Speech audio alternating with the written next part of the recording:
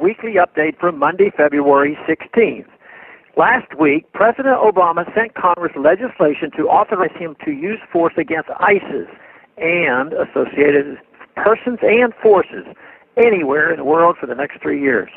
This is a blank check for the President to start as many new wars as he wishes, and it appears Congress will go along with this dangerous and costly scheme.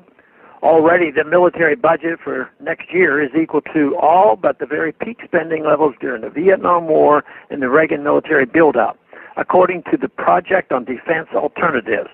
Does anyone want to guess how much will be added to military spending as a result of this new war authorization? The U.S. has already spent nearly $2 billion fighting ISIS since this summer, and there hasn't been much to show for it.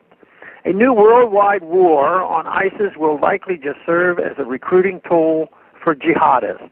We learned last week that our bombing has led to 20,000 new foreign fighters signing up to join ISIS. How many more will decide to join each time a new U.S. bomb falls on a village or a wedding party?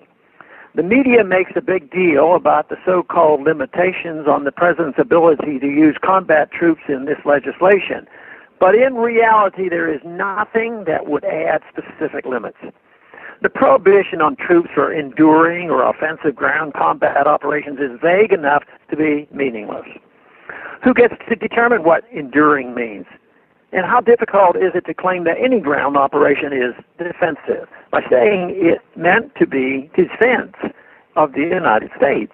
Even the 3-year limit is just propaganda. Who believes a renewal would not be all but automatic if the President comes back to Congress with the U.S. embroiled in numerous new wars?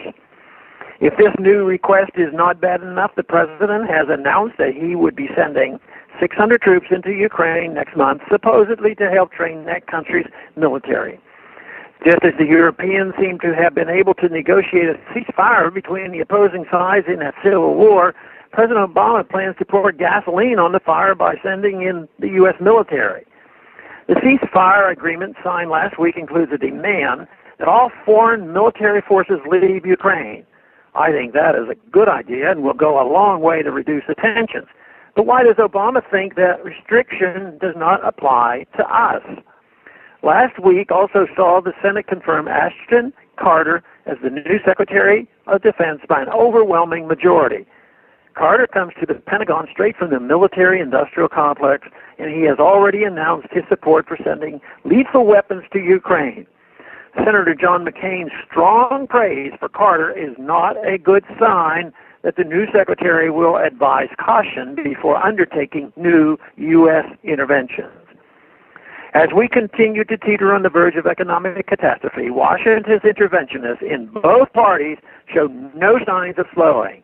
The additional tens of billions of dollars or more that these new wars will cost will not only further undermine our economy, but will actually make us less safe.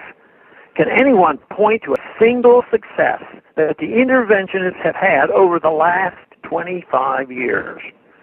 As I have said, this militarism will end one way or another. Either enough Americans will wake up and demand an end to Washington's foreign adventurism, or we will go broke and be unable to spend another fiat dollar on maintaining the global U.S. empire. Thanks for calling this update. A new update is placed on this number, 888-322-1414 every Sunday. The written text can be found on my Ron Paul Institute website at www.ronpaulinstitute.org and on my Facebook